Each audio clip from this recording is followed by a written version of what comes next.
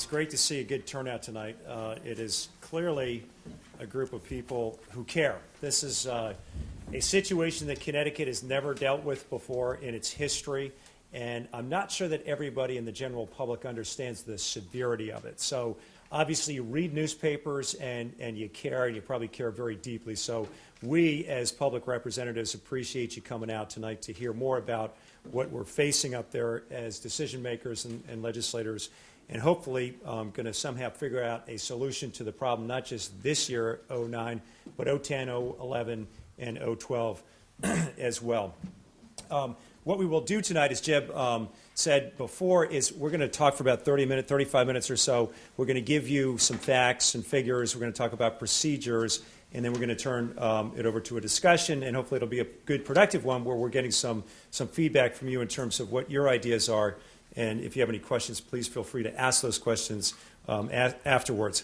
Again, it's a very severe problem, and we need to deal with this with swiftness and with conciseness, I think, to get through it. So let's run through the structure, excuse me, of how a budget process works here in Connecticut.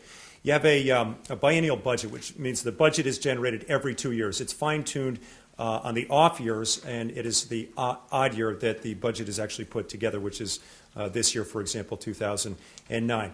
The first step is that the Appropriations Committee holds hearings for each of the state agencies. They need to get feedback, see if they're doing their job, see if the always requested increase is worth it, and then they begin to deliberate. Subcommittees review the budget information.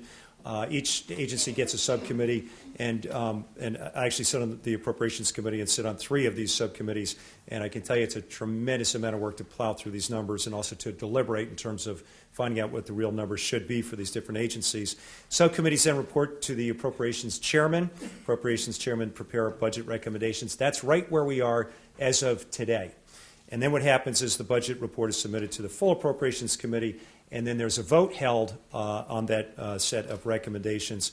And at the same time, what happens is Finance Committee produces revenue estimates and capital budget bills, and then appropriations and finance bills are submitted to the House and the Senate. And at this time, alternative budgets, that's probably going to be a month and a half from now, may be presented by the minority party. We'll see if that happens. Legislative leaders and government negotiate. This is where that old adage about government being like sausage making, you don't want to see it being made, but it sure is great afterwards. And when you eat it, then the House and Senate debate and hopefully adopt something that does make sense for the state. And then after that, it goes to the executive branch, where the governor can either sign it or veto it and send it back to the House and the Senate for further action, which probably won't happen due to the sheer numbers this year. With that, let me turn it